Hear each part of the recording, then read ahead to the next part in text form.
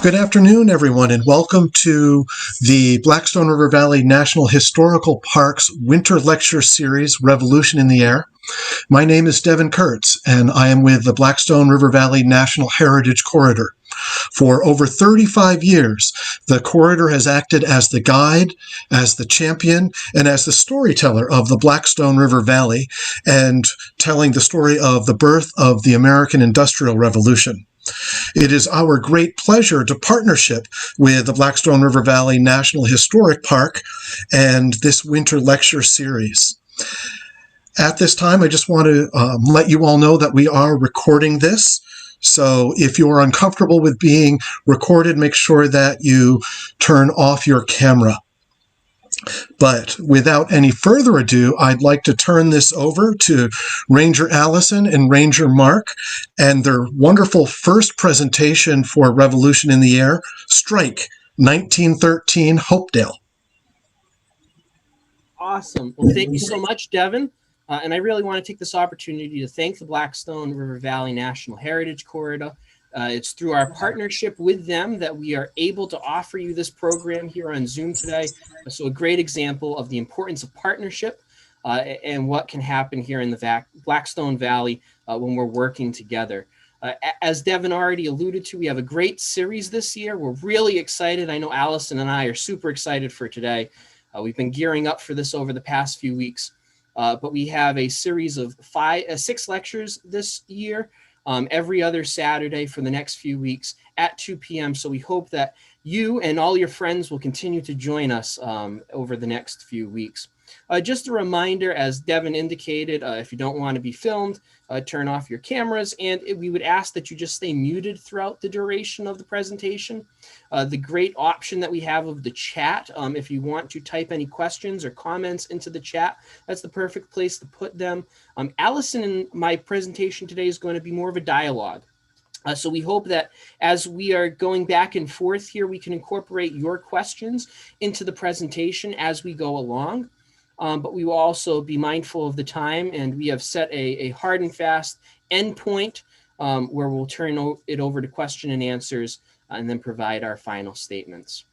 But today, as I indicated, we're going to be talking about the Hopedale strike of 1913. And so we hope that you enjoy this presentation and all presentations to follow. My name is Mark Mello. If you haven't met me, I'm a park ranger here at Blackstone River Valley National Historical Park. It's kind of tough to believe, but it's almost been 2.5 years now that I've been working here for the National Historical Park. And Allison and I agreed, by way of introduction, we would each talk about a place in Hopedale that means a lot to us. And for me, my answer would be the parklands. And I know Allison has a very different answer than I, so I'm looking forward to hearing her answer.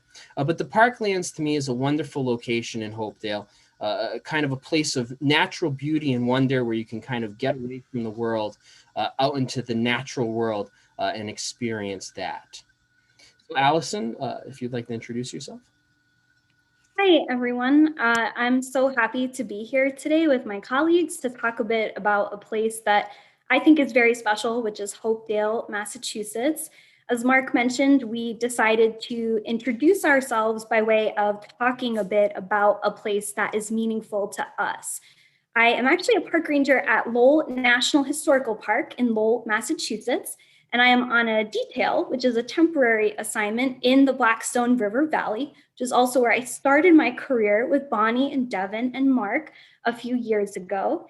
And a place that is so special to me in Hopedale, I'm cheating, I'm picking 2, which was not part of the agreement, but one of the most special places in that community, which is very close to where I live, there is a threshold of the original commune where Hopedale was created and built from the ground up by its members in the 1840s.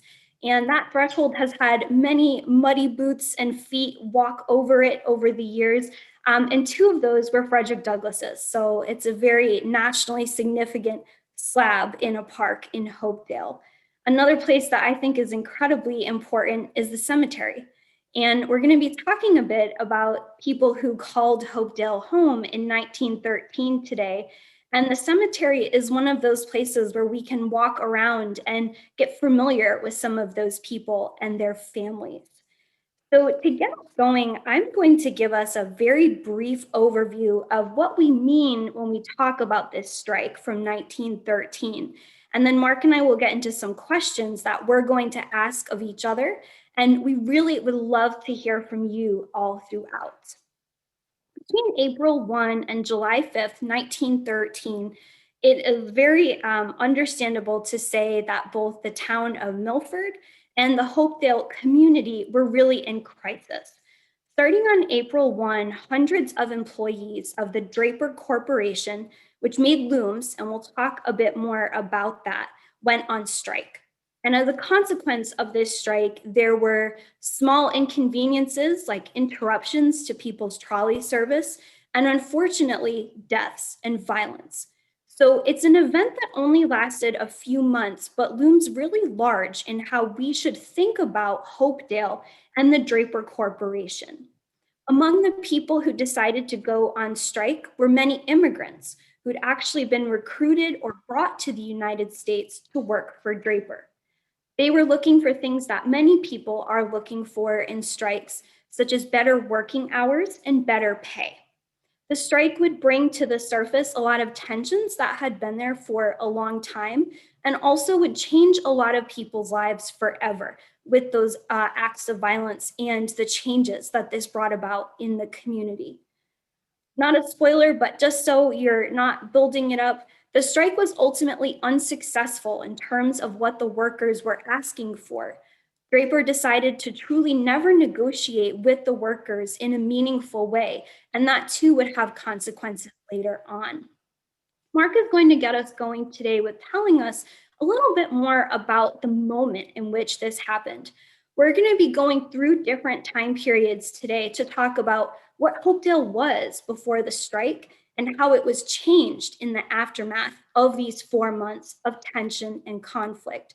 So, Mark, I mentioned that they're making looms, and there's this massive corporation run by Draper in this community of Hopedale. Paint a picture for us of what this community is like and why some have thought of 1913 really as a heyday of Draper and Hopedale.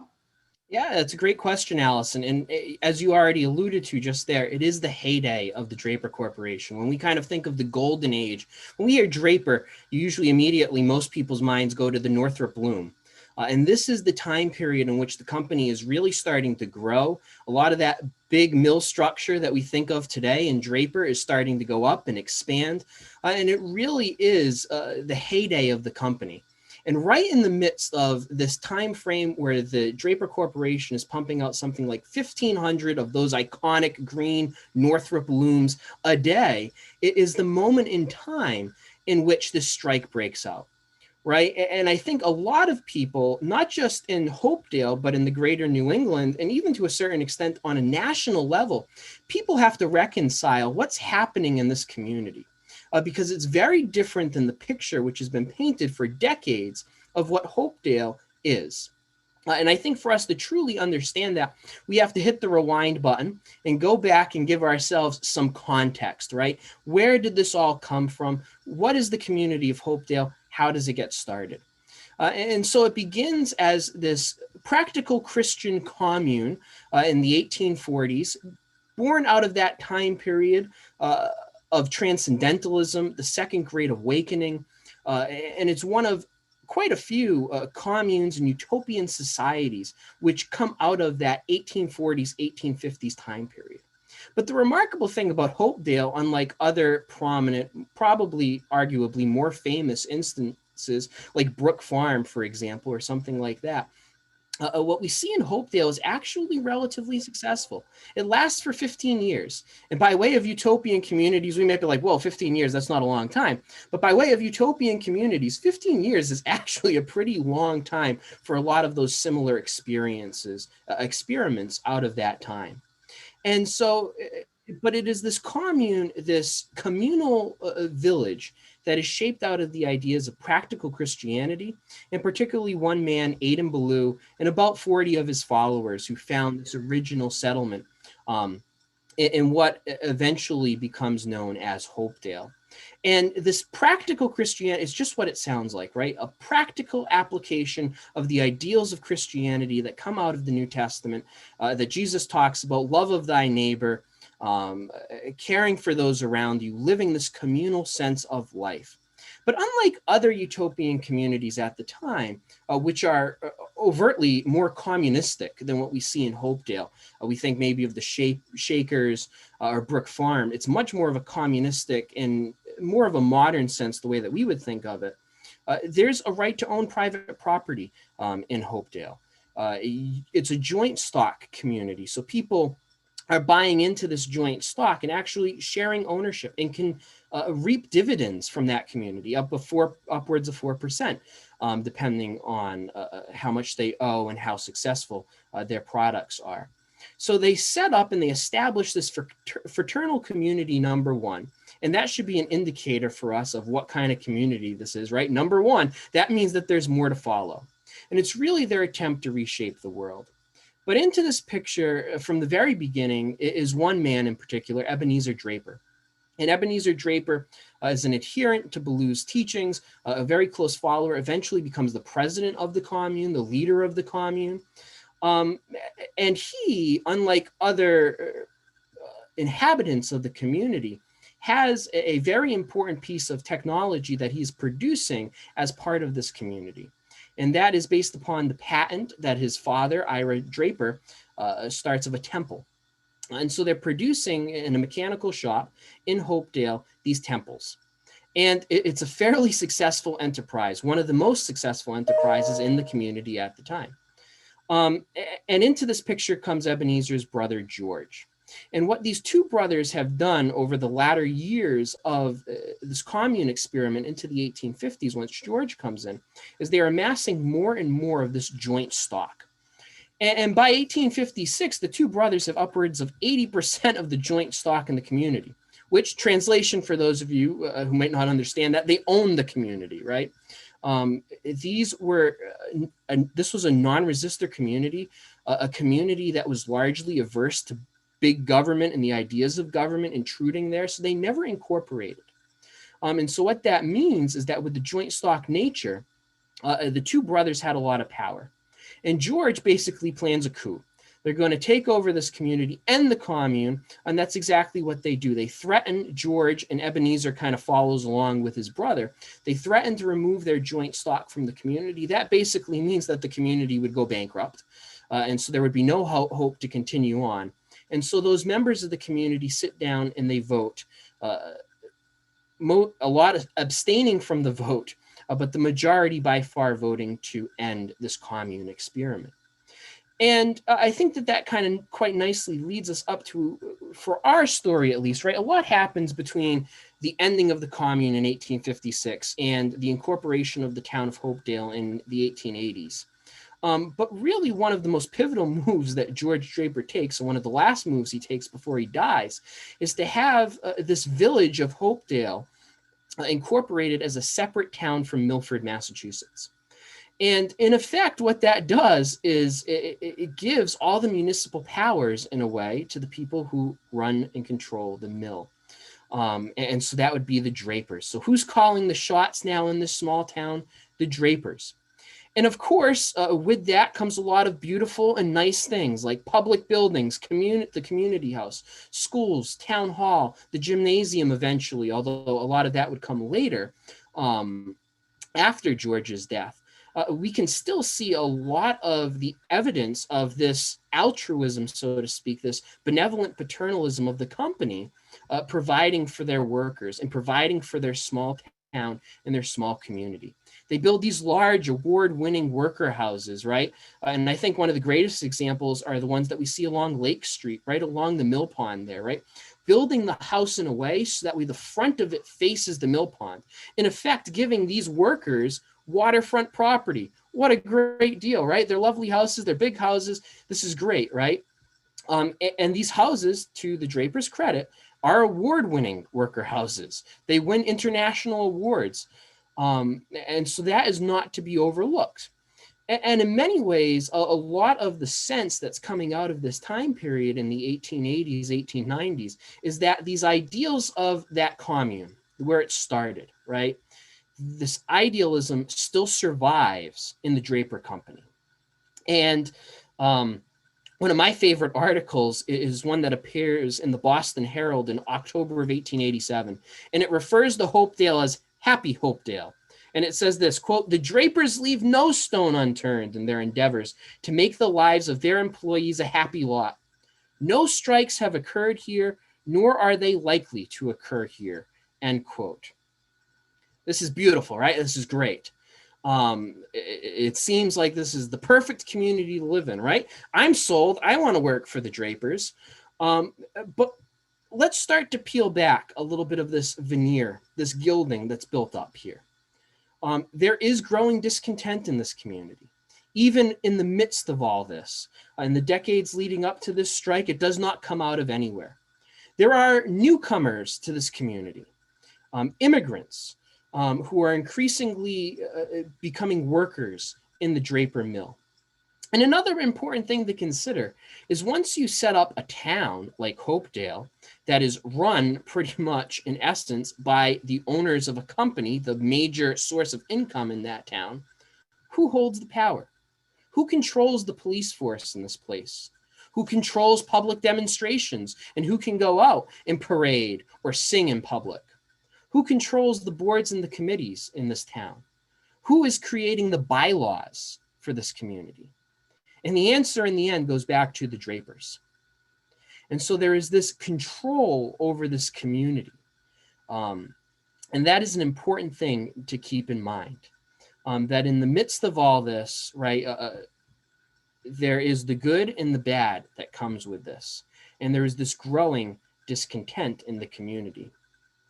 Another important point here that I want to bring up before we hand it back over to Allison is the fact that there is a growing divide between those who live in Hopedale proper and those who live in neighboring Milford. Most living in Hopedale are the experienced, the skilled workers, native-born workers. They have high-paying jobs. They are the ones who are living in these beautiful homes in places like Bancroft Park eventually. And they're primarily native-born. When we look at Milford and specifically the community of Prospect Heights, also a community built and owned by the Draper Corporation, these are largely immigrants, Italians, Armenians, Polish, Lithuanians. Their housing is still nice, but not quite the quality that we see in Hopedale proper. And these people hold the less than ideal jobs. These are the laborers, the unskilled workers, those working in the foundry and other difficult jobs, which translates to they're getting paid less. And so we start to see in the Draper Corporation this class divide between professionals and the laborers. Parts of the plant you walk through, you will hear multiple languages being spoken by the workers. Other parts, very homogeneous. White native-born folk speaking only English. And there is evidence that there is this growing divide amongst these two groups. And specifically, I want to draw your attention to the Italian community who lives in Prospect Heights. Many of them, new immigrants coming over here, many of them are adherents to socialism and the growing Socialist Party in the United States of America. The Milford Socialist Club is starting to gain prominence within that community and starting to take hold. Workers' rights becoming an important part of all this. So there is this growing discontent in Hopedale by 1913. But I think, as always, it's important to remember that the events of Hopedale don't happen in a vacuum. Nothing in history happens within a vacuum. Everything happens for a reason. And I always strive to remind people of the importance of context, right? We need to understand the context in which these events come out of. So now we've focused on that localized context of what's going on in Hopedale. And Allison, I was wondering if you could elaborate more on what's happening outside of Hopedale in the larger New England and on a national level. What's going on with the labor movement 1912, 1913? Yeah, certainly. And thank you for telling us so much about Hopedale and Milford. As you were talking too, I kept thinking, if we were all together in a Miss Frizzle style school bus and we could actually be in these places, which I think we would all love to do, to be talking about community together, something you'd notice is that line between where Milford ends and Hopedale begins is pretty arbitrary. If you're driving or walking around this area, and if you're not familiar, you've probably been to communities like this. You're in Hopedale, then you're in Milford, then you're in Upton. Not sure how that happens. You're crisscrossing because these lines are arbitrary. These lines are a bit random, but they're very meaningful depending on which side or the other you find yourself living and working in. Part of what you've probably been hearing a lot of lately with the discussion over minimum wage and workers' rights, stimulus, all these different conversations about work is this very idea of skilled and unskilled. I know I've had jobs that were called unskilled. They were very hard. Part of what's happening in this Hopedale community and nationally is these different ideas about labor really coming to a crisis point by 1913. And some of the people who are trying to get people who are thought of as unorganized, strangers in the United States, people who are thought of as unskilled, it's getting them all together in one big union. The industrial workers of the world are formed about 8 years prior to this strike, and they have a huge role to play in how this actually turns out, both in this community and elsewhere. Today, if you were to look at different kind of political currents in the United States, socialism and these kinds of big tent unions, so unions for lots of people with different kinds of skills, they don't have the same place in the way that we talk about work today as they did 100 years ago. I do feel obligated to point out we have amazing labor historians on this call.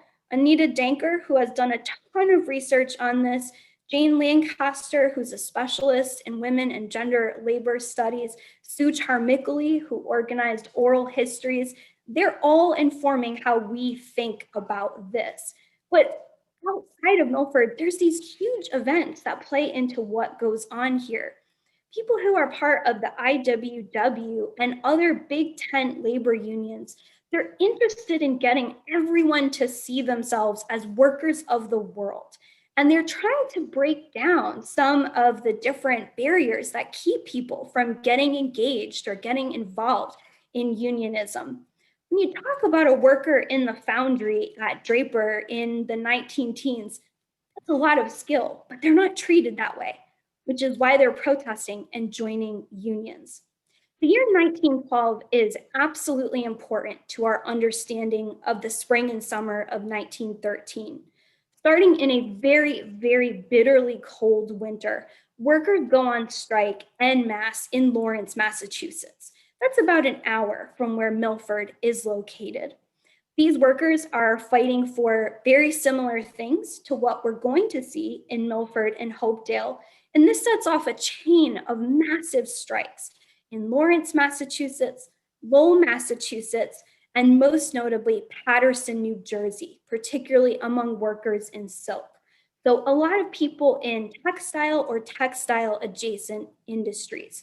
These are people who are being told, your work keeps the world going, but you yourself as a worker are not that valuable. Well, when you start to have tens of thousands of those people who have been undervalued together, now people have to listen. Those bitterly cold strikes of 1912 bleed over into 1913 in Milford and Hopedale. We see these workers walk out on April 1, and they're part of this much larger movement. I think it's hard for us today to capture the very real fear and excitement that workers had at that time. This idea of mass organizing, not just at your local shop or your factory, but all over the world. That noise is my cat. The IWW symbol was a cat named Sabo for sabotage. He is sabotaging my talk right now. But the IWW was really all about changing up, adding almost some chaos to the world of work, reordering the way that people think about this. And we can't just look at this one strike because it's part of this larger chain. There's also another reality to this, which is like other contexts, they're not successful at getting what they ask for. And for that, we do have to think back a few decades. Starting with the explosion at Haymarket Square in the 1880s, there's a growing discontent among workers in the United States, this growing desire to make change in very difficult and challenging workplaces. But people have different answers as to how to do that.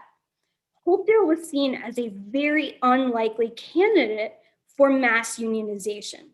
I think that still would have been true were it not for the recruitment of many more workers around the turn of the century. Several of the Drapers end up traveling to Italy. One of the Draper heirs actually becomes a princess, and the Drapers become very interested in Italy as a place to kind of have communications with, but less interested in incorporating Italian workers into their community. I think the best example of this is the way that they continue to push housing for non-local, sort of as they see it, non-white workers outside of the community into Milford, building separate housing, all the while spending tons of money on Italian Carrara marble statuary for their library. There's a huge divide in how they see Italian culture and Italian people. This is not uncommon in factory towns. You can look at railroad tycoons who collect Ming Dynasty vases, but refuse to pay Chinese laborers. You're not seeing quite that big of a gap here, but it's starting to come out by 1912, 1913. This is a way to explain why, when these prominent IWW leaders start to come to Milford, people are willing to listen. Maybe if they had been able to go to Mark's favorite place and maybe yours, the Parklands, maybe they'd feel differently. But think of this for a minute. You work so hard in the foundry. It's hot, it's dirty, it's very challenging. It's very skilled work in its own way. And you walk out of the plant and here's this beautiful pond and there's kids swimming and it's exciting.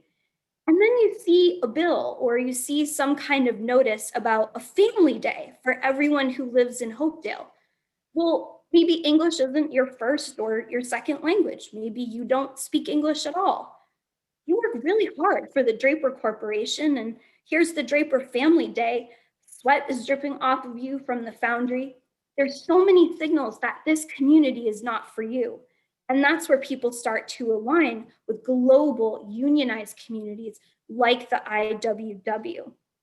Now, part of what Mark is going to talk about next, and we are starting to make our way towards Q&A, and we want to see your questions popping up. People are very invested as this strike is happening in saying that it didn't come from Hopedale. They're very surprised that this happened in Hopedale. It shouldn't be happening. And thinking of this as being all about an outside influence. And Mark, before we get to that, is it okay if I show a few visuals? Absolutely. I think it's a great time for some visuals. Okay, great. So let's go ahead and see.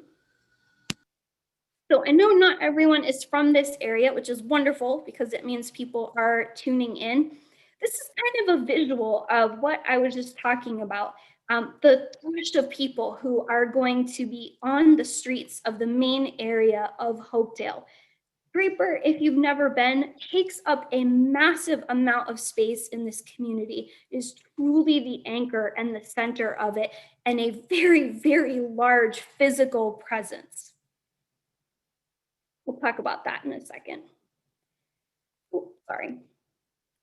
So this is a very common visual of the period when people talk about the IWW or they talk about union organizers coming into these communities.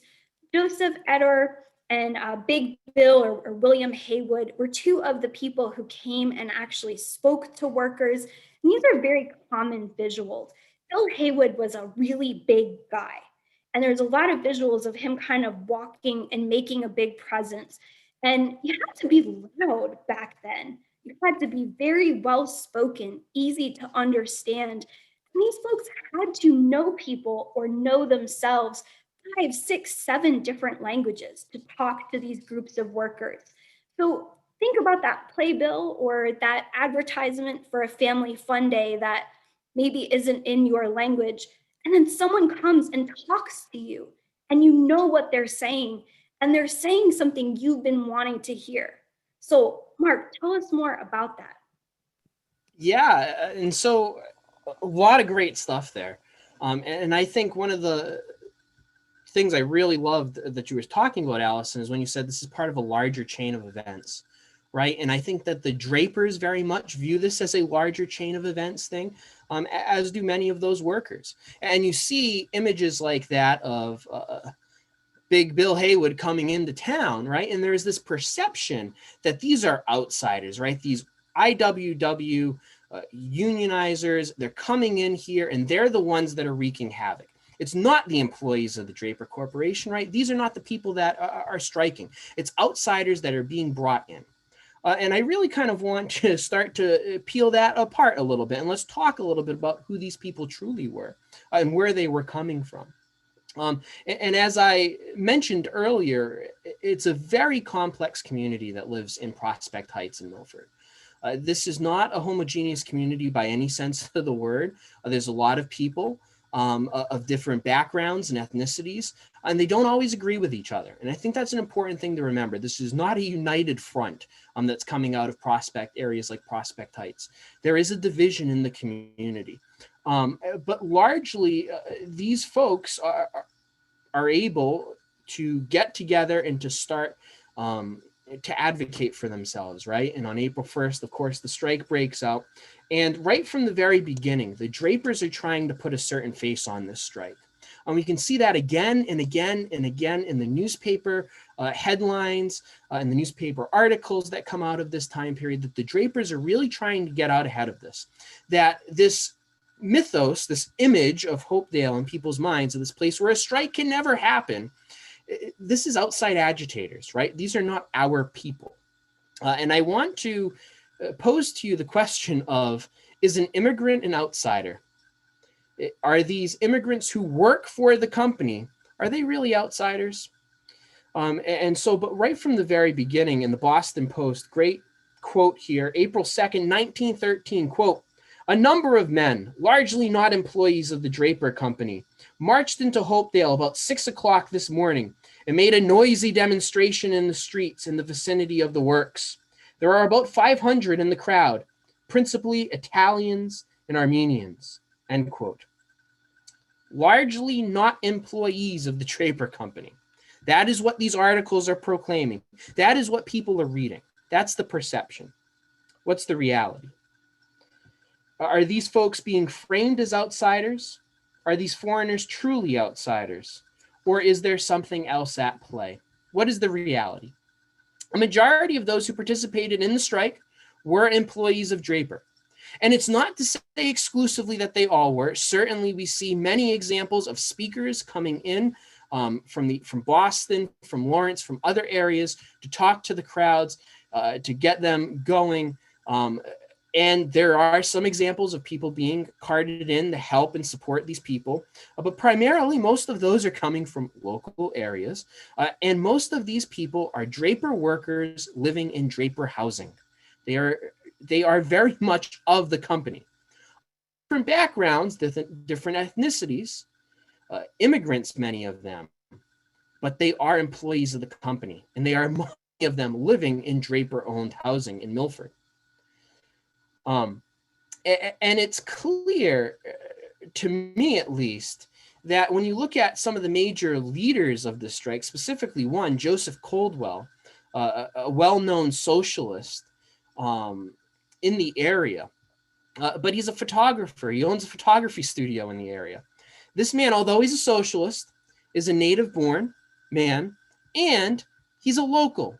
And he's often framed as this outsider, this guy coming in here trying the rabble-rouse. Well, no, he's not of the primary background, the ethnicity of most of the people who are striking. But he is actually a native-born local. And he is one of the major catalysts behind this strike.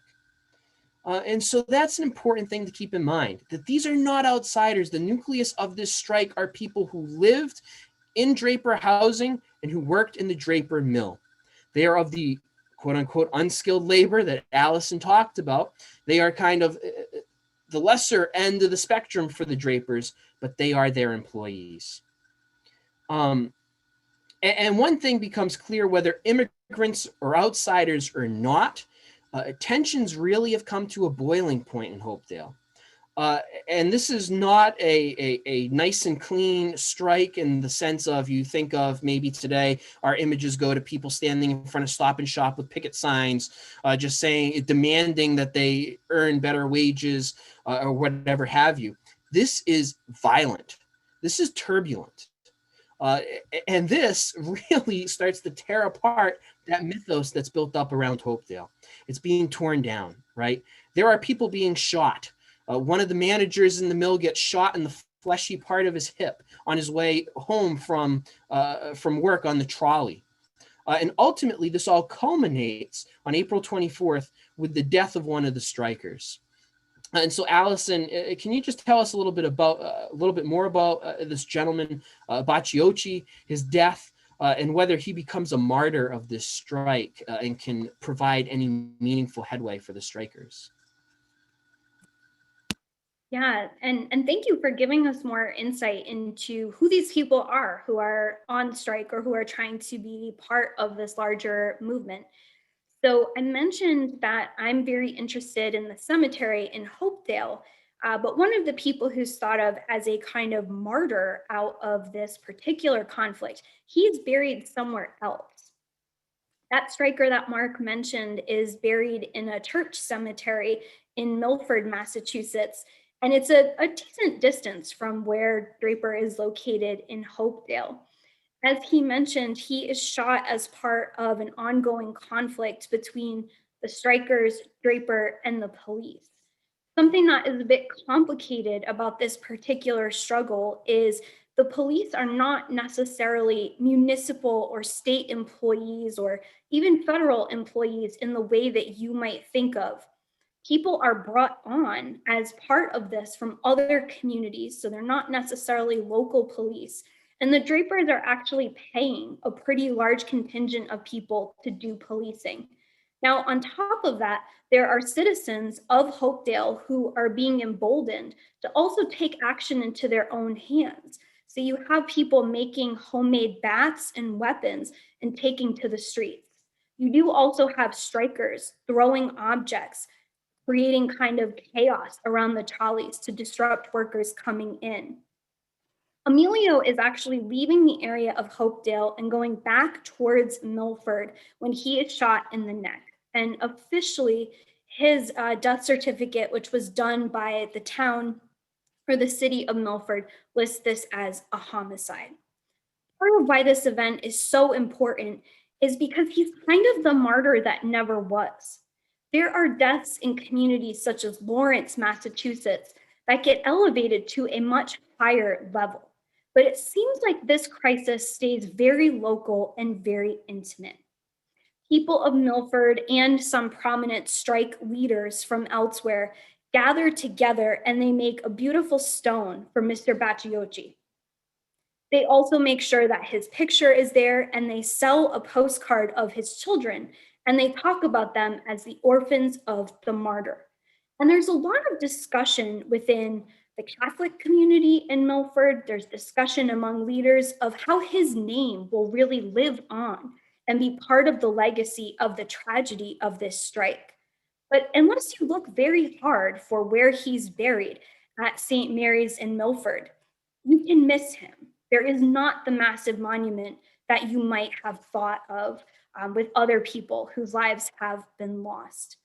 One other quick thing that I think is important to mention about his particular story is thousands of people, working people, gather together and they make a procession throughout Milford. And very much actually like suffrage pageantry, so pro-voting pageantry of the time, they have people dressed in different colors. They have women in white as well as women in black. They have an angel of death. And they have crepe, black crepe, that has been put all over the community. I point this out because until this week, we haven't seen a massive mourning and collective reflection on the 400,000 lost from COVID.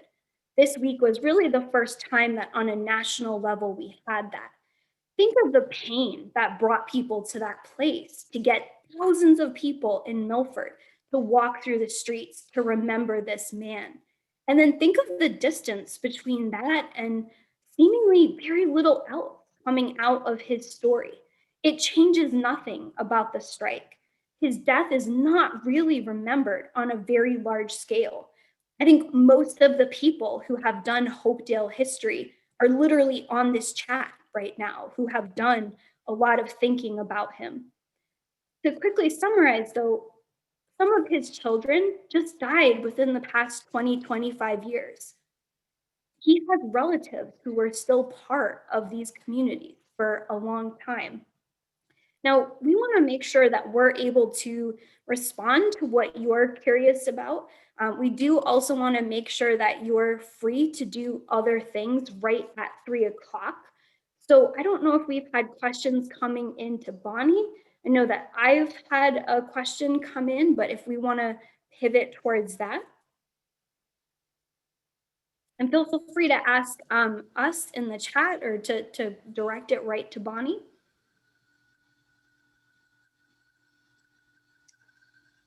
As we wait for that, can I throw in my story about Father Petrarca?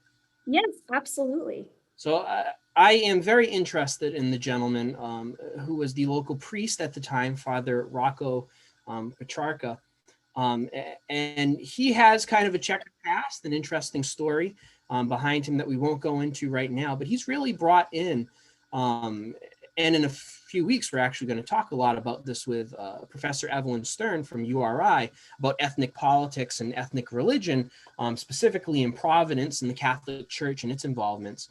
But he's brought in as an Italian representative, right, to minister to these folks.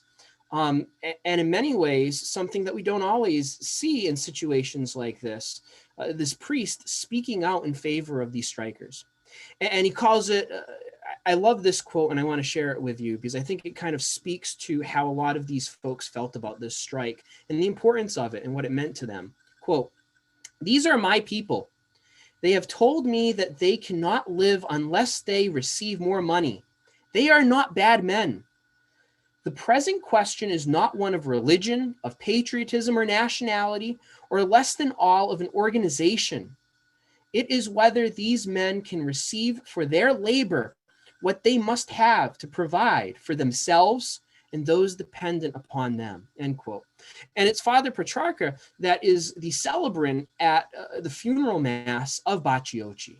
And not quite so plainly in such plain language, but basically is calling him a martyr of this movement, a martyr for his people there in Milford and the Italians there.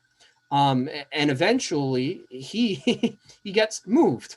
At the end of the strike in November of 1913, he's transferred to Columbus, Ohio, a place that I'm sure he was very happy to be transferred to. But he basically gets moved out of the community.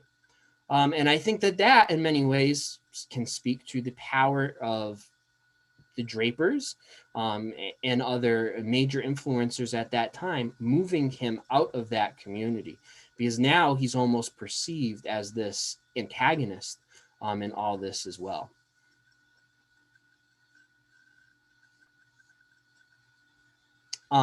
We just had a question come into the chat. And so Allison, I'll ask it and I'll let you answer it. But weren't Sacco and Vanzetti involved in the strike? When they were later tried, the judge was Webster Thayer, whose son later became the work manager at Draper in the 1950s. Yes, and so thank you also to Dan Malloy, who I believe is on this call, who's done amazingly thorough research on Hopedale. He has a page about the Sacco connection. And also Aviva Chomsky has done really, really smart writing about how this connects to other stories. So it is not the both of them. If those names are ringing a bell, but not a full chorus here. So they are two people who are labor radicals, purported anarchists who were charged with a crime that they are now believed to have not committed and executed. And that happens after this strike in 1913. And they do become kind of martyrs of labor radicalism. But it's Sacco who has the connection to Milford, who's actually residing for a time in Milford. There are portions of different areas in that community that are thought of as a kind of little Italy or a little Foggia, different areas where people are living. He and a few women who actually gave testimony about being part of the Milford community talk about the vibrance of the socialist communities that they were part of or experienced. So for them, part of what this means is they take part in songs. They're also taking part in events at cultural halls. And Milford is an essential part of this story because prior to the April 1 strike and afterward, there are women going on strike en masse at other factories in this area. And I think it's easy now with the distance to forget there's very real potential power here if everyone stops working. There's a very significant fear on the part of people such as the Drapers that if these different commands, these different movements aren't contained, what will happen? There's also, we got a great question from another participant, which was about what they're actually making in this community. And that question speaks again to the matter of work.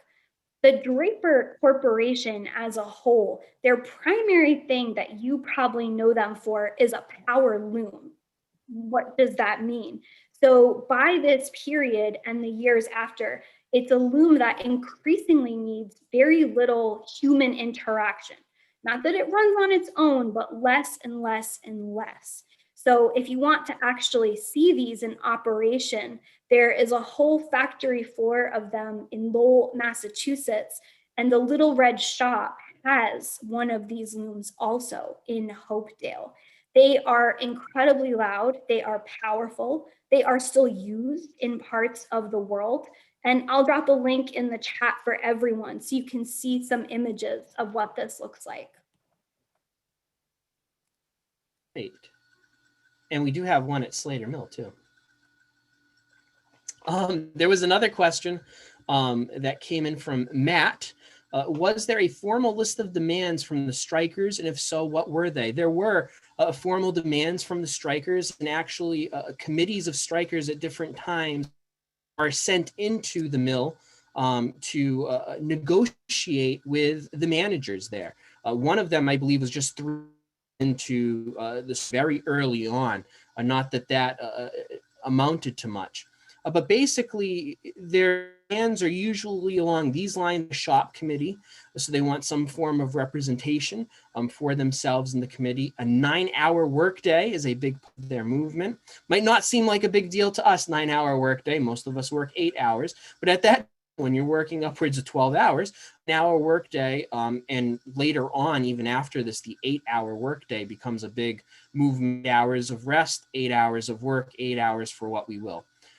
Becomes a major call for labor movement, but 9-hour workday was specifically what they were looking for.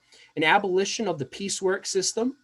They didn't feel like they should be paid for what they produced. They should be paid. They were advocating for an hourly wage, and increases in their pay, special treatment, especially one of their major concerns, especially amongst different groups. The Polish specifically, this comes up a lot. They don't want to be punished for their actions for striking. And so they're going to advocate for impartial treatment when they are all able to go back to work. And by and large, most of these demands are never met, at least not in the here and now, in the immediate aftermath of the strike of 1913. So Laura asked a great question and had a comment about the parallels between Draper and a large corporation like Amazon today. She says, and now Milford has a huge Amazon facility making an impact of its own on small town and city life. And there are definitely parallels. I think part of why Hopedale particularly has so much to teach us is also what's at the core of worker burnout today. If you have a job that you don't particularly like, that you don't get paid very well, but your expectations are down here, that's one set of circumstances. If there's parts that fulfill you or parts that are exciting, or you have these great expectations and the reality continues to grind against that, that's where you get a different kind of friction, a different kind of burnout. The promise of Hopedale and the way that it's written about through the 19 teens remains so high, remains so focused on presenting this as an exceptionally good place. Part of where you get that friction. If you are this close to seeing it, but you're not experiencing it yourself, that gives people pause to gather together. What I also think is critical and a big difference between then and now is the extent to which these workers are, in some cases, new to Milford or new to Hopedale. They've become residents more recently. And I think the extent to which they see themselves as part of a global workforce. Mark and I were reviewing some of the songs that they sang, and notably, it became outlawed to actually be singing and parading through the streets at various times. Why? You all do not want to hear me sing, but there is power in a group of people crushing through the street and singing together. Singing together requires so much cohesion. And these people sang songs from the French Revolution. They sang songs from their homeland. Among one of the kind of larger pieces that they came out with talks about allowing the blood of traitors to sink the soil. That is a far cry from the commune that Aidan Ballou and others imagined, including Drapers in the 1840s. You're talking about people who genuinely see themselves as part of a world fight against capital. And I don't know that you see that same kind of conversation today about corporations.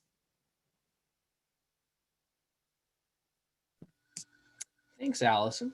Mr. Moore made a comment about William Draper and being appointed as the ambassador, something that you kind of alluded to and kind of elaborating on the whole story of the marriage kind of falling through and suing successfully to retain her title as princess. So thank you for that, Mr. Moore. So if you're interested, you can read some more of that in the chat. There was another question that came in.